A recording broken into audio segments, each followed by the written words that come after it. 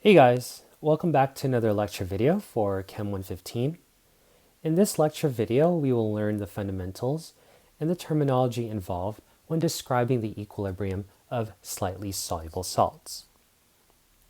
For reference, the contents of this lecture video and future lecture videos related to this topic can be found in Chapter 17 in the Jesperson textbook.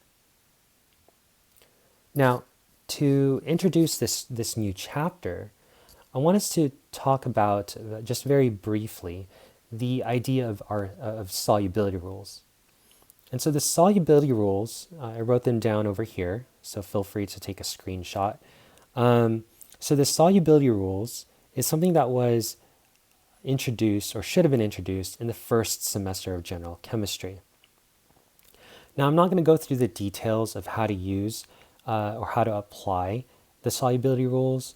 If you guys are struggling in this specific concept, feel free to watch a different YouTube video to understand how to apply these solubility rules to determine whether or not an ionic salt will be soluble or insoluble in solution. And so the solubility rules helps us to predict whether or not an ionic salt will precipitate or will not precipitate when you put it in solution. And we're going to go ahead and discuss, two different topics in which we can apply the solubility rules. So, for example, on the left-hand side of the image that you guys see, if you have an ionic salt and you have the solid version of this ionic salt, and we'll call it AB for now. So if you sprinkle in some crystals of this ionic salt, two things can occur. One, they can remain as a solid. In other words, they're going to be insoluble. Okay. Or two, the crystals that you just put in can dissolve in water, forming a homogeneous solution.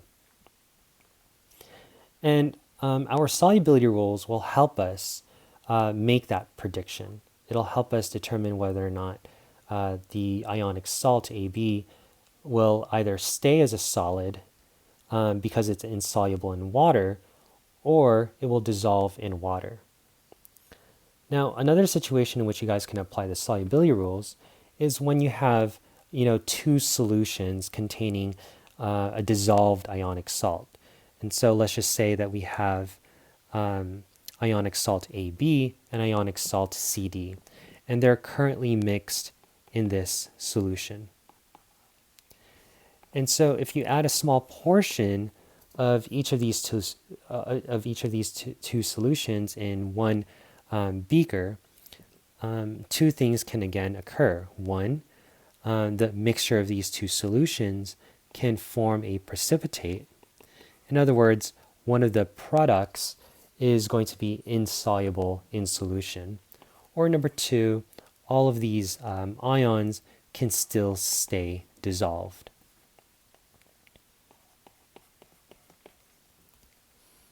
Okay. And so applying the solubility rules can help us determine whether or not the substance, the cations and the anions, when we put it in water or we mix it with another cation or anion, will form either an insoluble compound, which we term as a precipitate in solution, or if it will just dissolve and it'll be aqueous in terms of the physical state of matter. And so the reason why I bring up these solubility rules is because when perhaps when this topic was introduced to you guys in first semester of general chemistry, when you use the word insoluble, you get this image that quote unquote the compound does not dissolve in solution. And so I'm putting quote unquote just because I'm not too sure if that's how it was presented to you guys when you guys took the first semester of general chemistry. So just play along with the scenario, right? So the scenario is that you've been taught that when you say or deem something insoluble, that compound does not dissolve in solution and it forms like a solid. However, that statement is entirely inaccurate. And so the main point of this chapter is to discuss what happens when you put an insoluble compound in solution. Okay? And so going back to the title of this lecture video, the equilibrium of slightly soluble salts, let's go ahead and define what slightly soluble means. And so if you have a salt that's slightly soluble, then that compound is mostly insoluble. And so this terminology, slightly soluble, invites the idea that if you have a compound that's termed or deemed a precipitate in solution or insoluble in solution, this invites the idea that in actuality, when equilibrium has been reached for that specific solution, a small portion of this quote unquote insoluble compound, some small portion of it does dissolve, producing its ions. And that's what we're going to discuss in this chapter. And so let's go ahead and take a look at a very specific example. So let's go ahead and talk about silver chloride. If you look at your solubility rules, chlorides are naturally soluble. So, if you were to do a general chemistry type of thing, we would just say that it's aqueous or something like that. And so chlorides are typically soluble except when they're paired with silver. And so in this example, I've paired silver with chloride. And so since this is an exception to the rule, since silver is an exception to chloride's rule, then we would expect that silver chloride will be a solid, okay, in solution. So in other words, it's going to create a precipitate.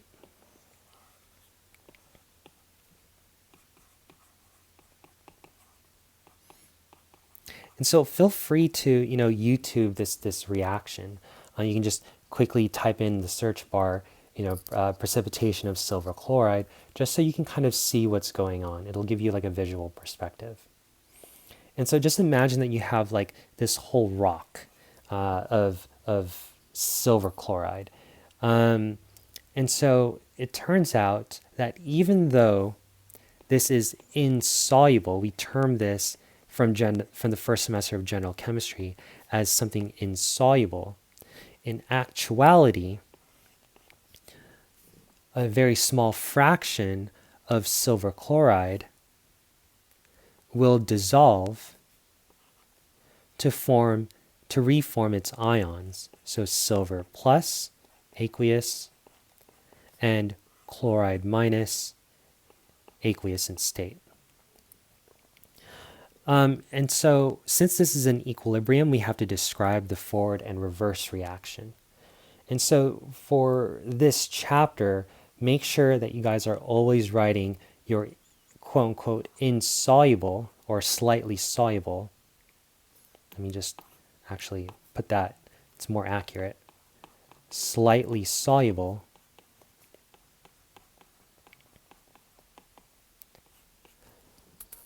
compound as the reactant.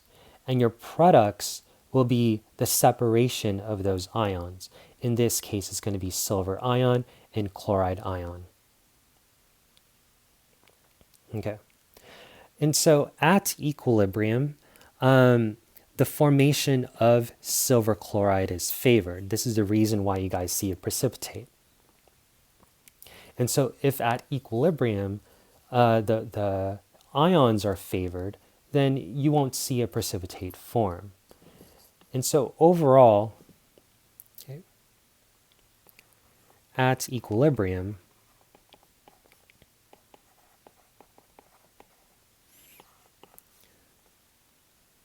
we do observe the precipitation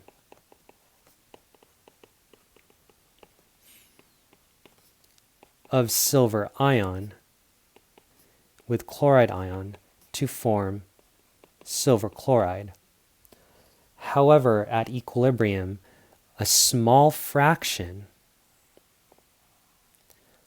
of the silver chloride will dissolve to form the ions silver plus and Cl minus.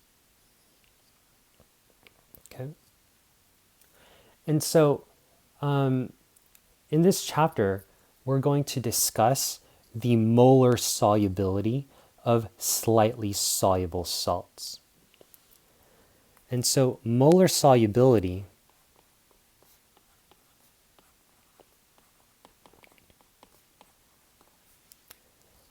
can be expressed in several ways, or solubility just in itself. You guys learned this in the first semester of general chemistry, can be expressed in many different units.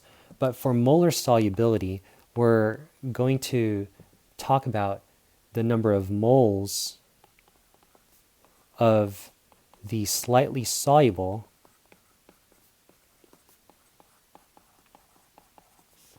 salt dissolved in 1 liter of a saturated solution. And so one of the conditions for molar solubility is that our solution is saturated. Okay? That means the maximum number of solutes has been dissolved by the solvent. So it's not unsaturated, it's not supersaturated. It's just right at saturation. Okay? And we're going to go ahead and term the molar solubility as a lowercase s. And so we can describe the molar solubility of slightly soluble salts by writing our chemical equation and describing the progress of the reaction in the forward direction using an ice table. And so here we're going to go ahead and just keep with silver chloride. So remember that silver chloride is our slightly soluble salt. So it's mostly insoluble. However, a small portion of it will dissolve to produce its ions.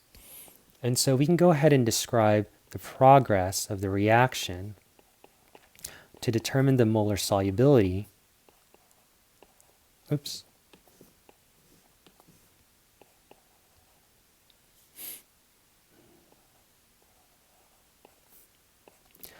To determine the molar solubility of our slightly soluble salt.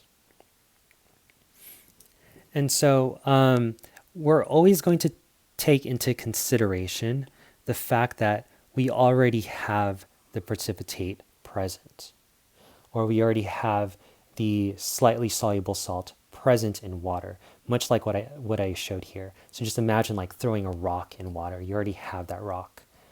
And so you want to determine the solubility of that rock, solubility of silver chloride.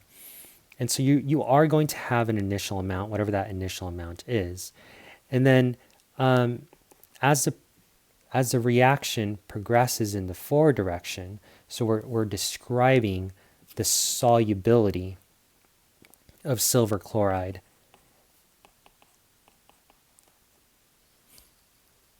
if we look at it in the forward direction. If we're looking at it in the reverse direction, then we're describing the formation of the precipitate. And so we know that some amount of silver chloride will dissolve but we don't know how much. Because remember, this is slightly soluble. And so instead of saying like minus x, we're going to say minus s. S is representing the molar solubility.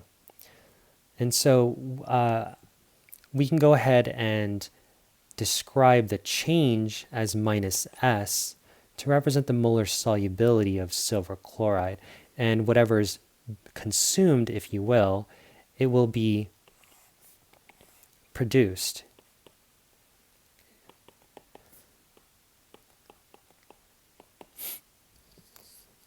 And so if the solubility of the molar solubility of silver chloride was, for example, 0.01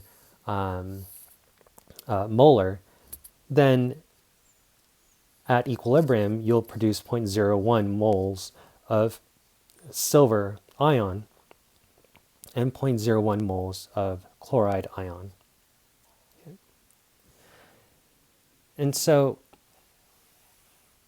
we can go ahead and apply the rules of our ice table. So please remember that here in this specific equation, the physical state of matter for silver chloride is solid. And so we actually do not incorporate the substances that are solids or liquids just because it's volume independent. Okay? And it won't affect our mass action expression. And so if you didn't have any initial silver ions or chloride ions, you can go ahead and box that out. And we simply just have S and S. Okay? And so if you guys are writing the mass action expression,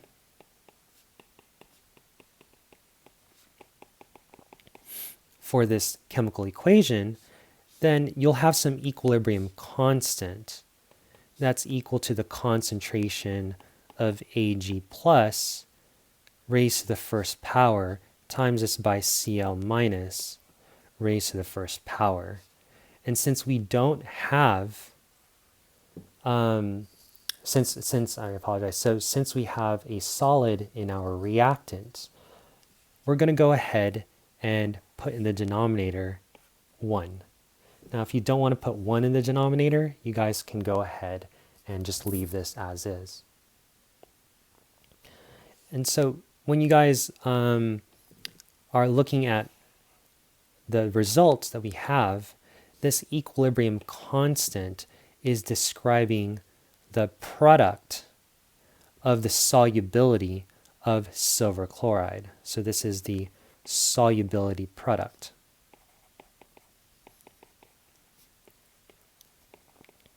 Okay. And therefore, we're going to identify this specific equilibrium constant as KSP. Okay. And so, what is KSP?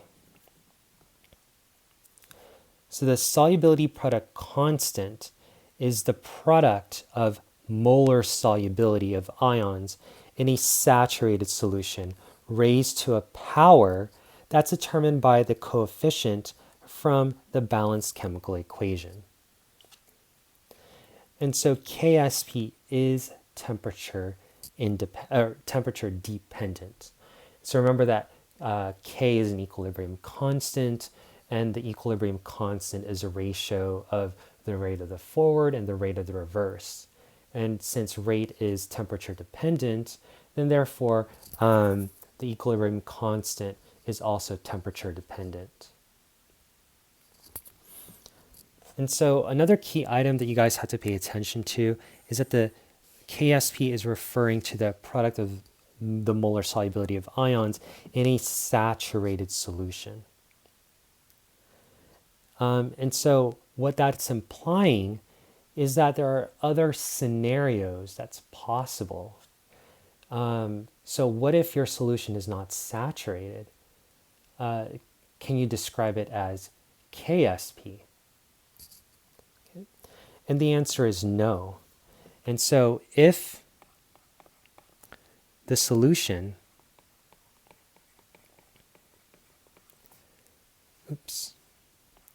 is unsaturated or supersaturated,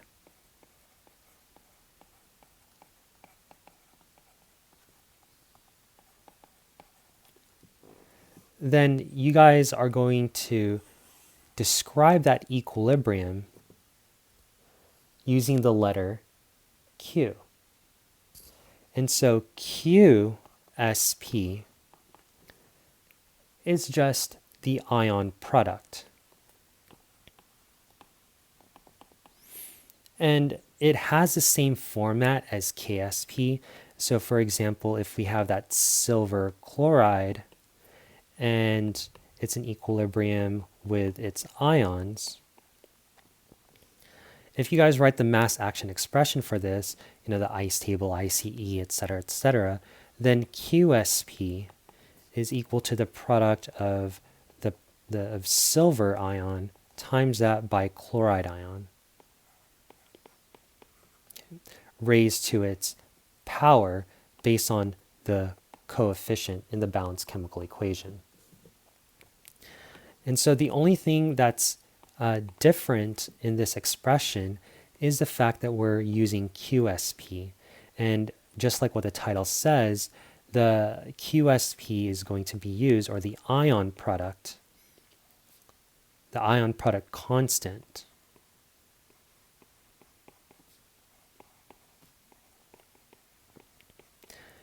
it's going to be used to describe a solution that's either unsaturated or supersaturated. And we're going to talk about QSP and KSP in a different lecture video. We're going to talk about it in greater detail. And we're going to see, what happens if QSP is less than KSP and vice versa. What information does that tell us? Okay. And so what I want to do for the rest of this lecture video is to kind of train ourselves to write the KSP equations for some ions. Okay. And since we just came out of the acid-base Equilibria chapter, when we're building these ICE tables and we're describing the change, we're always like putting negative x plus x and all that stuff. Now we're going to shift gears a little bit, right? And so since for the acid-base Equilibria, you're describing the ionization of the acid and the base, it's typically a 1:1:1 ratio. However, if you guys are looking at, for example, silver chromate, okay, and if you look at the solubility rules, so here we have silver and chromate. I'm going to just scroll up here. And so if you look at the solubility rules, chromates are typically insoluble, except when paired with group 1A and ammonium. Now, if you look at the product that we have, silver, which is paired to chromate, which is CrO4, is not ammonium, and it's not found in group 1A. And so therefore, silver would not be an exception to the solubility rules for chromate. And therefore, we can conclude that chromate is solid or insoluble. To I guess express it more accurately, we would say that silver chromate is going to be a slightly soluble salt. Okay. Meaning that it's mostly insoluble, but a small portion of it is going to dissolve. And just taking a step back here, I'm probably going to get off topic, but the idea of solids being slightly soluble, it's really important, especially when you are talking about, like, for instance, the ability for plants to access micronutrients in soil. And so if you guys think about it, there are some plants that can grow like on rocks, or typically it's like volcanic rocks, if I remember correctly. And so if you take that volcanic rock and you put it in water, I mean, that volcanic rock is not going to dissolve. And so how can a living organism use this inorganic compound to as a source of nutrients? And so the idea of these compounds being slightly soluble provides like the precedence that these micronutrients can be obtained from the traces of ions that actually does dissolve when a volcanic rock or whatever rock is placed in solution. And we'll learn later on in future lecture videos of how we can increase the molar solubility of these slightly soluble salts by, for instance, adding acids and bases and all of that stuff. Another way that you guys can kind of think about this is like your, like the scum on your shower, right? So for instance, if you guys don't clean your showers and all that stuff, you get this like hard ion buildup around the ring of your shower or your faucet, et cetera, et cetera, et cetera. And so you guys are going to learn how specific detergents or cleaners dissolves these slightly soluble, mostly insoluble inorganic salts. That's for a future lecture. Anyways, going back to the main topic, what was the main purpose of this? Oh yes, and so I want us to develop or build up this skill where we are representing the KSP correctly. And so here, if we have this silver chromate, and after looking at our solubility rules, we've determined that this is an insoluble compound, but in respect to this chapter, it's going to be slightly soluble. And so when you guys are writing the dissociation of these ionic, the dissociation of this compound, we're going to obtain silver ion and chromate.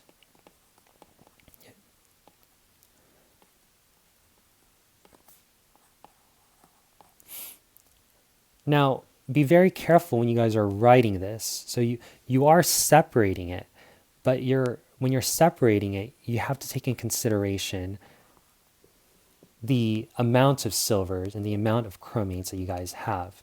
So, for instance, this specific ionic compound has 2 silvers for every 1 chromate. And so therefore, when you ionize it, you guys need to balance the chemical equation such that there's a coefficient of 2 in front of silver, and there's a coefficient of 1 in chromate. And the reason why that's important is because when you guys are developing your ICE table for this type of, chemical formula or balanced chemical equation, we're going to ignore all of this because it's a solid. Okay. And so if we don't have any initial, then we're just going to produce 2s. And we're going to produce 1s. And so 2 and 1 is coming from the coefficients of that balanced chemical equation, so that at equilibrium, we'll have 2s and 1s. And now that you have your equilibrium values, you guys are going to write the mass action expression with respect to the solubility product constant, so KSP. And so since we're going to ignore anything that's solid, we're simply going to take the concentration of silver, raise it to the second power, because that's the coefficient. Okay. And we're going to multiply this by the concentration of chromate and raise it to the first power. Now, when we plug in the equilibrium values,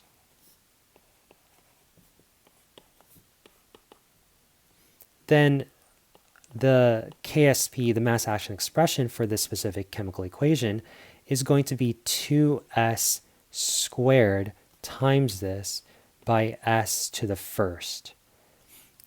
And so we can go ahead and distribute the square so that KSP is equal to 2 squared times this by s squared times this by s to the first.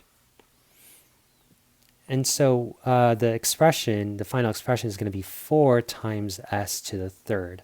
And that's going to equal to the KSP. Okay. And so once again, I bring this up to remind you, for this chapter, you guys will have coefficients. And if you guys have coefficients, that coefficient needs to be represented twice.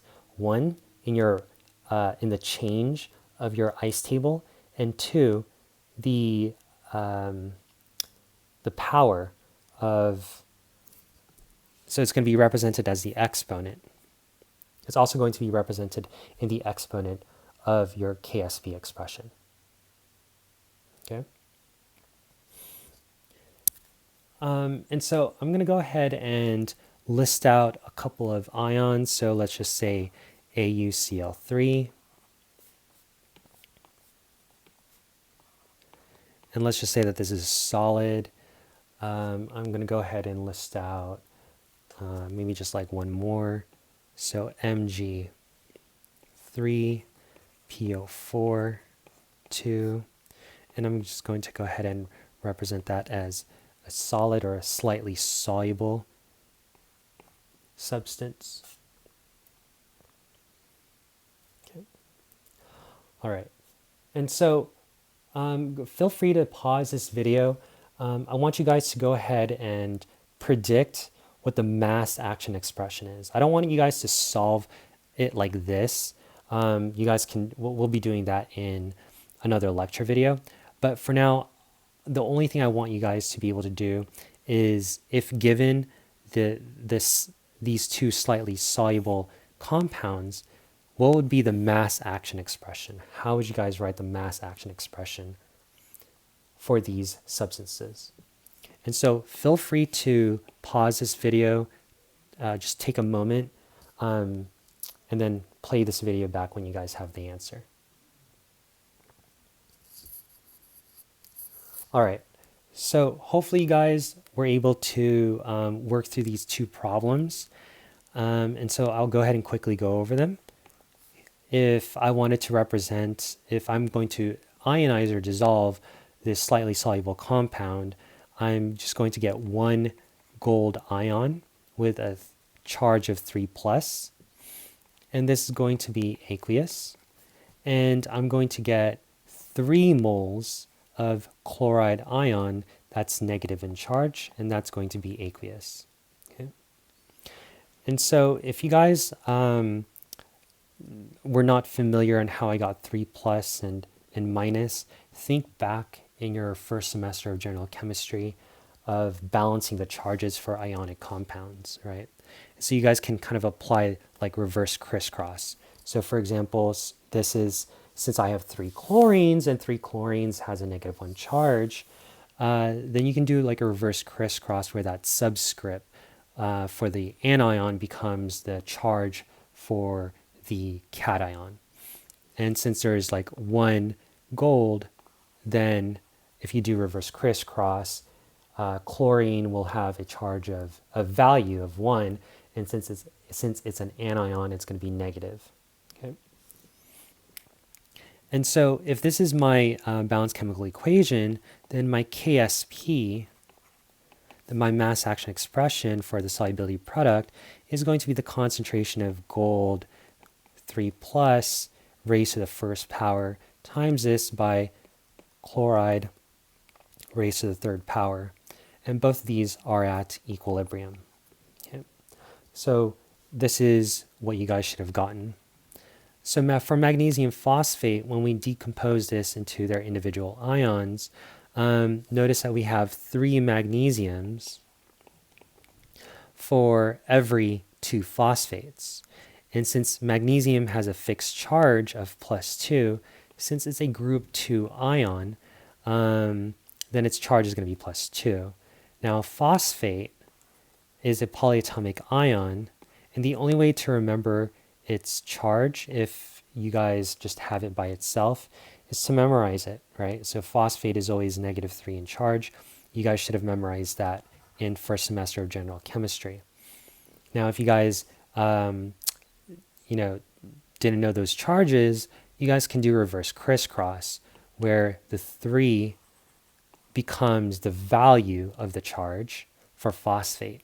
And remember that phosphate is your anion, and anions are always negative in charge. Where magnesium is going to be the cation, and it's always going to be positive in charge. And so the value of 2 is going to be +2 if you do the reverse crisscross, because magnesium is positive in charge. Okay, so hopefully you guys understand that logic. If not, feel free to email me or look up another YouTube video to explain that. So last but not least, now that we have the ratios of our products, I'm going to write the mass action expression for the solubility product, and that's going to be the concentration of magnesium 2 plus raised to the third power times this by the concentration of phosphate raised to the second power. Now, if you wanted to incorporate, or if you incorporated like the ice table and all that stuff,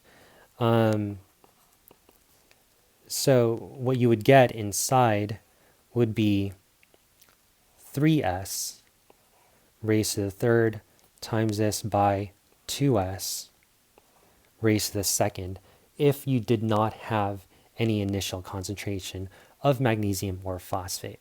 Okay. And then once again, you guys can go ahead and perform some algebra to reduce that. Make sure that you guys are distributing your exponents to the number and the letter. Okay. So this is just a brief introduction to the terminologies and the main concepts. Main concepts of this chapter. We're going to go ahead and delve deeper into this topic in the next lecture video. We'll go through some calculations, and then we're going to go ahead and talk about the common ion effect and being able to predict if a precipitate will form depending on the concentration of two solutions when mixed together. And then we'll also talk about competing equilibria and how that affects the solubility of a slightly soluble salt. All right, so I'll see you guys in the next lecture video.